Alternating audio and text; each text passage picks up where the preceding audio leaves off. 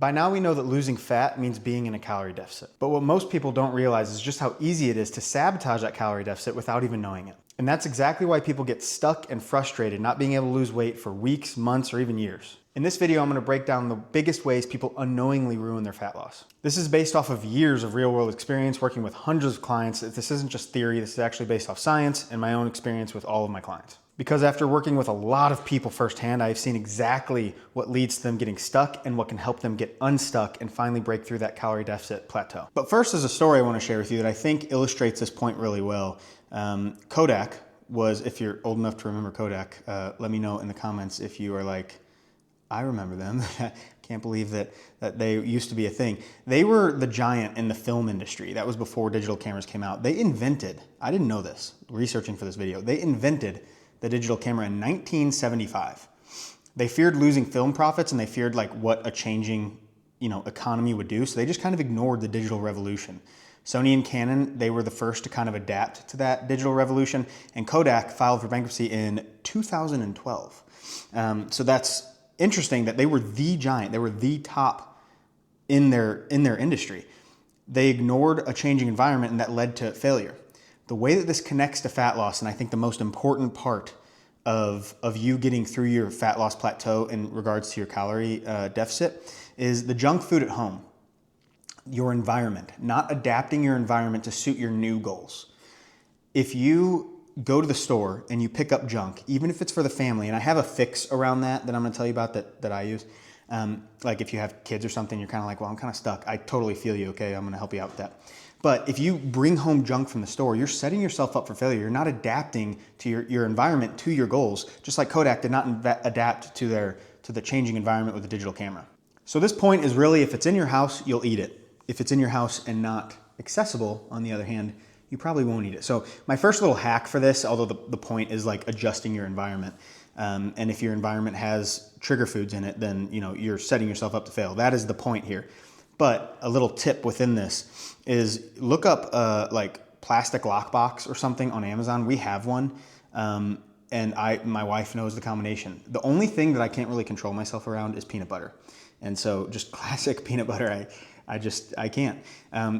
We lock it up. I literally sleepwalk and eat the peanut butter. Most of the time, I don't remember. If I remember, it feels like a dream kind of, so we literally lock it up. So anyways, there's a little hack for you. Stock up on high protein, quick to grab meals. Meal prep really helps. If you don't already have my cookbook, it's totally free. It's in the description and the pinned comment. I have meal prep size, high protein, super high volume meals. Things like protein mac and cheese. It is delicious stuff, and it makes it so much easier to resist your environment or to have a better environment suited to your goals when you have meals in the fridge and you just pull out and pop in the microwave and they're actually good. You also could have, and they're not as good as my meals, but those like lean cuisines and stuff like that, they're relatively low calorie. I don't like the macros on them as much. They could be better, but certainly it is miles ahead of having ho-hos or something in the pantry that you grab, or candy or something like that. But to really bring this home, the smart part of adjusting your environment happens at the grocery store, not in your house. So bring home less, and then when you bring something home that is for the kids or whatever, put it in that lockbox. The second mistake here is ignoring metabolic adaptation. As you lose body fat, you're going to burn less calories and you have to adjust for that. Now, this is not the same thing as starvation mode. Starvation mode is not real. If you look into it, I'm sorry if this upsets you. I just had a comment today that someone was upset by that, but it is not real. And I want that to be empowering to you, that you are not going to be a victim to, hormones and everything. You can adjust for this. The research shows that there is a little bit of metabolic adaptation as you lose body fat, but it is mainly through these next methods that we're going to talk about that you start consuming accidentally more calories and you start burning less calories. So the story that I kind of have for you, the example I have for you, it's like you're pushing a sled, like a really heavy sled. And as you get going, it's kind of hard, so you're putting all your effort into it. And that's fat loss. It's hard. You're putting all your effort into it. And as it gets rolling, it gets easier and easier and easier. Now imagine with that heavy sled, taking your foot off the pedal. Stop. You're not pushing as hard. It might roll for a little bit on its own, but it is going to stop pretty quickly because it's so heavy. And that is how not giving the same level of effort goes in your fat loss journey. And I completely understand. The journey's long. It's tiring. You just want to freaking break from it. And I get it. You can take a small diet break. That is going to help you immensely. You can do some of the things that we're about to talk about, and that is going to keep you burning calories and keep making sure that your consumption doesn't creep up. But you don't have to blame metabolic adaptation for your fat loss struggles. If it kind of hurts to say, oh, I could do better, but it gives you the power back. And I want to encourage you with that you having the power, having the control back in your hands means you can do something about it. So whenever fat loss starts to slow, a lot of times I'll tell my clients that we're going to increase their steps a little bit. And so just a little, if your daily steps are like 8,000, increase them to 8,500. That's, every single day. What is that? That's 3,000 calories, 3,500 calories, or 3,500 steps extra per week. It's not much, but it's something. And then we add cardio if needed. If the steps don't feel like they're quite doing, enough, if they're already doing cardio, I'll add 5 minutes every single one of their cardio days, or 10 minutes or whatever seems reasonable. And if you're not already doing cardio, then that's a big win for you right there. You can just add on some cardio. It is essential that you keep lifting to protect your muscle. You want to keep your muscle. You'll probably be building muscle along this journey. And so you are going to be increasing your calorie burn as you build more muscle.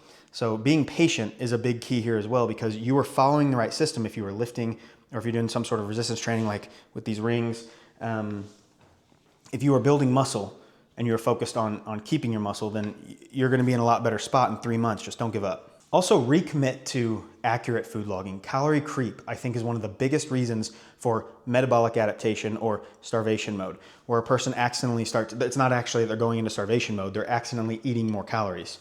That's usually in the form of condiments and things like that. We're going to get into more details about that in the next point. But just recommit to, maybe hypothetically I've been missing some things. Even if I don't feel like I am missing some things, let's double check and make sure that every calorie that goes in my mouth, I am tracking it.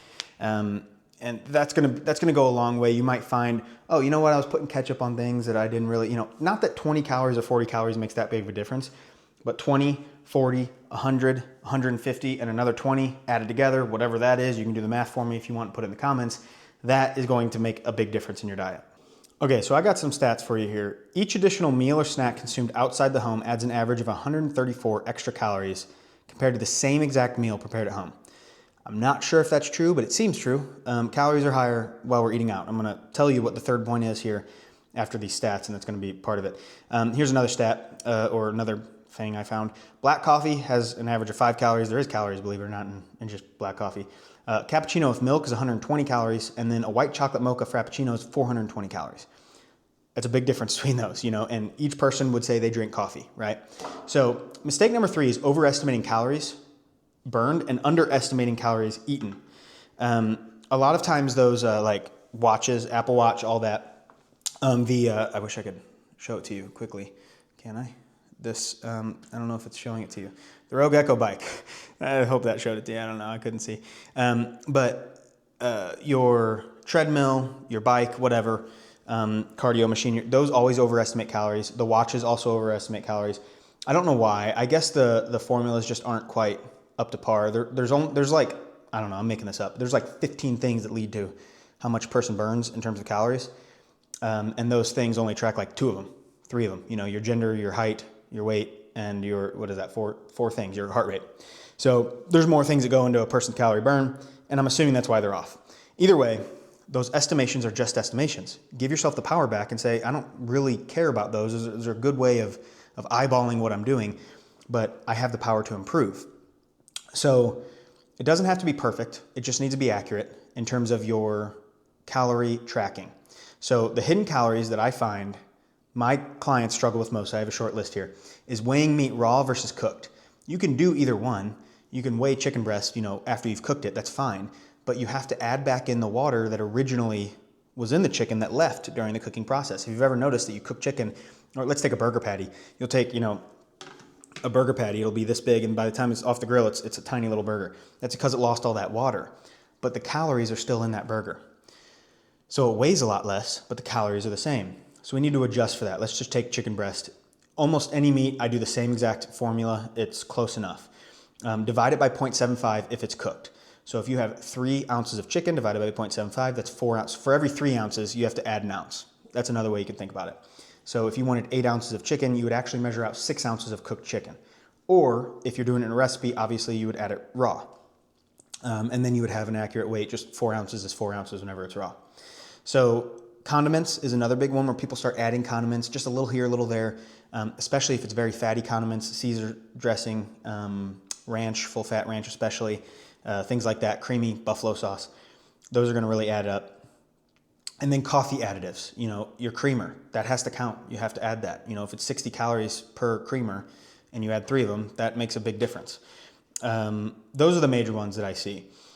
Grazing is also one where a person's like, well, it's just 20 calories, so I'm not going to count it. And I totally wouldn't be opposed to you not counting 20 calories. But if you don't count 20 calories, every time you have 20 calories, that's a lot. So if you eat a little bit while you're preparing and then you go to the cupboard and you get a pack of fruit snacks that the toddlers eat, it adds up, and so you got to make sure to be logging those or just not eating them in the first place. The last thing is that restaurant meals are always higher than you think. It's too easy to just, they add butter and sugar. That stuff's cheap. If you have good food, you're more likely to come back. I think I saw this study that showed that people were much more likely to not return to a restaurant for bad food than bad service. We're willing to put up with bad service as long as the food is good, but the other way around doesn't seem to, your service can't really make up for the fact that your food's bad. So they just add more. It's cheap. Salt, butter, and sugar. It's really cheap to add that stuff, and then you're back to coming to the restaurant and they're making more money. There's an average, I've seen it as high as studies that show as high as 40% additional calories. Don't worry about that. Don't stress about that too much. For my clients, I have them do 20% average because some are lower.